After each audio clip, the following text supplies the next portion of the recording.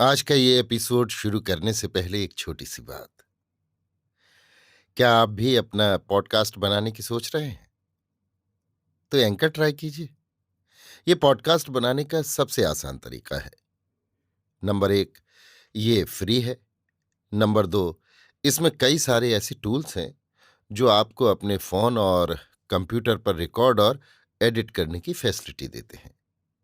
Number तीन, आप अपने पॉडकास्ट को डिस्ट्रीब्यूट भी कर सकते हैं, जिससे इसे स्पॉटिफाई और दूसरे प्लेटफॉर्म पर सुना जा सके। तो डाउनलोड कीजिए फ्री एंकर ऐप या विजिट कीजिए anchor.fm पर अपना पॉडकास्ट स्टार्ट करने के लिए। ये तो थी एक छोटी सी जानकारी, और अब शुरू करते हैं एपिसोड का सिलसिला। तो आज के एपिसोड में लीजिए सुनिए रविंद्रनाथ टैगोर के लिखे उपन्यास चोखेर बाली के हिंदी अनुवाद आंख की किरकिरी का भाग 6, मेरी यानी समीर गोस्वामी की आवाज में। एक दिन नववर्षा के वर्षण मुखर मेघाच्छन्न संध्या के समय महेंद्र एक सुवासित महीन दुपट्टा ओढ़े और गले में जूही का गजरा डाले बड़े आनंद से अपने सोने के कमरे में पहुंचा। सहसा आशा को आश्चर्य से चकित कर देने के विचार से उसने जूतों की आवाज तक न होने दी। कमरे में झांक कर उसने देखा कि पूरब की खुली हुई खिड़की में से जोर की हवा वर्षा की बौछार के साथ कमरे में प्रवेश कर रही है। हवा से बत्ती बुझ गई है और आशा नीचे के बिस्तर पर पड़ी सिसक सिसक कर रो रही है। महेंद्र ने जल्दी से उसके पास जाकर पूछा, क्या हुआ आशा? बालिका दूने आवेग से रो उठी। बहुत देर बाद महेंद्र को अपने प्रश्न का क्रमशः उत्तर मिला। मौसी से अब सहा नहीं जाता, सो वे अपने फुफेरे भाई के यहां चली गई हैं। महेंद्र को गुस्सा आ गया। वो सोचने लगा, वे गई तो गई, पर हमारी ऐसी बदली की संध्या को क्यों मिट्टी में मिला गई? और अंत में उसका सारा गुस्सा मां पर जा पड़ा। वे ही तो सब अशांति की जड़ हैं। महेंद्र ने कहा, चाची जहां गई है हम लोग भी वहीं चले जाएंगे। देखें मां फिर किनके साथ लड़ती झगड़ती है। इसके बाद महेंद्र ने बड़े जोर का शोरगुल मचाते हुए चीज वस्त बांधना और कुली मजूरों को बुलाना शुरू कर दिया। राजलक्ष्मी सब समझ गई। उन्होंने धीरे धीरे महेंद्र के पास आकर शांत स्वर में पूछा, कहाँ जा रहा है तू?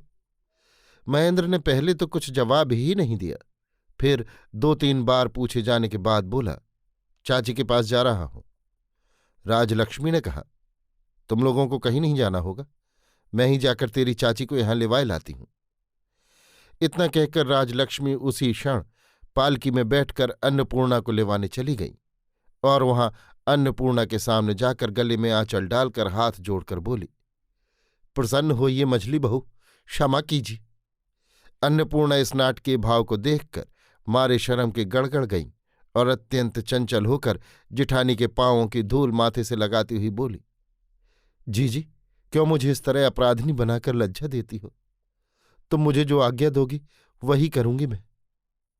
राजलक्ष्मी ने कहा, तुम चलिए आई हो इसलिए बेटा और बहू दोनों के दोनों घर छोड़कर चले जा रहे हैं।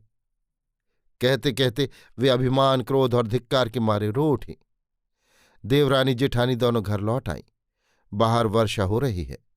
अन्नपूर्णा जब महेंद्र के कमरे में पहुंची तब आशा का रोना थम चुका था और महेंद्र तरह तरह की हंसी की बात छेड़कर उसे हंसाने की कोशिश कर रहा था। लक्षणों से मालूम होता है बदली की संध्या संपूर्णतः व्यर्थ नहीं जाएगी। अन्नपूर्णा ने कहा, चुन्नी तू मुझे घर में नहीं रहने देगी और कहीं जाऊं तो वहां भी पीछा नहीं छोड़ेगी। मुझे क्या कहीं भी जरा शांति नहीं लेने देगी तू? आशा अकस्मात बाण बिद्ध हरणी की तरह चकित हो उठी। महेंद्र सहसा झुंझलाकर बोल उठा, क्यों चाची, चुन्नी ने तुम्हारा क्या किया है? अन्नपूर्णा ने कहा, बहू बेटी का इतना बेहयापन मुझसे नहीं देखा गया, तभी तो मैं यहां से चली गई थी। फिर सास को रुलाकर क्यों मुझे पकड़वा मंगाया कल मुही ने? जीवन के कवित्त अध्याय में मां और चाची ऐसी बाधा बन सकती है, महेंद्र को ये नहीं मालूम था। दूसरे दिन राजलक्ष्मी ने बिहारी को बुलाकर कहा, बेटा एक बार महेंद्र से कहो मैं बहुत दिनों से मायके नहीं गई, अब मैं बारासात जाना चाहती हूं। बिहारी ने कहा, बहुत दिनों से जबकि नहीं ही गई तो अब न जाओ तो क्या है? अच्छा, मैं महेन भैया से कहूंगा, पर वे शायद ही राजी हों। बिहारी की बात का उत्तर देते हुए महेंद्र ने कहा, सो तो ठीक है, जन्मभूमि देखने को किसका जी नहीं चाहता, पर माँ का वहां ज्यादा दिन ना रहना ही अच्छा है। बरसात के दिनों में वो जगह अच्छी नहीं है। महेंद्र ने सहज ही में सम्मति दे दी। इससे बिहारी कुछ अप्रसन्न हुआ। बोला, माँ अकेली जाएगी, वहां कौन उनकी सेवा टहल करेगा? भाभी को भी साथ भेज दो ना। इतना कहकर वो जरा हंस दिया। बिहारी की इस भीतरी व्यंग्य की मार से महेंद्र संकुचित हो उठा। उसने कहा, सो क्या मैं नहीं भेज सकता, तुम समझते हो? किंतु बात इससे और आगे नहीं बढ़ सकी। इसी तरह बिहारी आशा का मन विमुख कर दिया करता, और ये जानकर कि आशा उस पर नाराज हो रही है, मानो वो एक प्रकार का सूखा आनंद अनुभव करता रहता। कहने की जरूरत नहीं कि राजलक्ष्मी अपनी जन्मभूमि देखने के लिए बहुत ज्यादा उत्सुक नहीं थी। गर्मियों में नदी का पानी जैसे घट जाता है और तब माझी जैसे पद पद पर लग्गी डालकर था लेता रहता है कि कहाँ कितना पानी है, वैसे ही राजलक्ष्मी भी इस मनमुटाव के समय माँ बेटे के स्नेह संपर्क के पानी में लग्गी डालकर था लगा रही थी। उसकी बारासात जाने की बात इतनी जल्दी और इतनी आसानी से मंजूर हो जाएगी, इस बात की उन्हें कतई आशा नहीं थी। वे मन ही मन कहने लगीं, अन्नपूर्णा के घर छोड़ने और मेरे घर छोड़ने में कितना फर्क है। वो ठहरी टोना मंत्र जानने वाली डायन, और मैं हूं केवल मां। मेरा जाना ही अच्छा है। अन्नपूर्णा भीतरी बात को समझ गईं। उन्होंने महेंद्र से कहा, जीजी चली जाएगी तो मैं भी यहां नहीं रह सकूंगी। महेंद्र ने मां से कहा, सुनती हो मां, तुम जाओगी तो चाची भी चली जाएगी, तब फिर घर का काम कैसे चलेगा? राजलक्ष्मी विद्वेष विष से जर्जरित होकर बोल उठी, तुम जाओगी मझली बहू, ऐसा भी कभी हो सकता है? तुम जाओगी तो काम कैसे चलेगा? तुम्हारा रहना तो बहुत जरूरी है। राजलक्ष्मी के लिए अब देर सहन करना असह्य हो उठा। दूसरे दिन दोपहर के पहले ही उन्होंने देश जाने की पूरी तैयारी कर डाली। महेंद्र खुद ही उन्हें देश पहुंचा आएगा, इस विषय में बिहारी या और किसी को कोई संदेह न था। किंतु समय पर देखा गया कि महेंद्र ने मां के साथ एक गुमाश्ता और एक दरबान को भेजने की व्यवस्था की है। बिहारी ने आकर कहा, महेन भैया, अभी तक तुम तैयार भी नहीं हुए? महेंद्र ने लज्जित होकर कहा, मुझे कॉलेज की।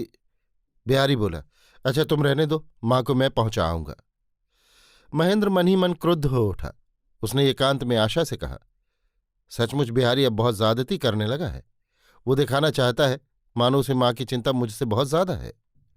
अन्नपूर्णा को रहना पड़ा, किंतु लज्जा, शोभ और विरक्ति से वे अत्यंत संकुचित होकर दूर ही दूर रहने लगी। चाची का इस तरह दूर दूर रहना महेंद्र को अच्छा नहीं लगा। वो रूठा रूठा रहने लगा, और आशा भी कुछ रूठी सी और कुछ अनमनी सी रहने लगी। अभी आप सुन रहे थे रवीन्द्रनाथ टैगोर के लिखे उपन्यास चोखेर बाली के हिंदी अनुवाद आंख की किरकिरी का भाग 6, मेरी यानी समीर गोस्वामी की आवाज में।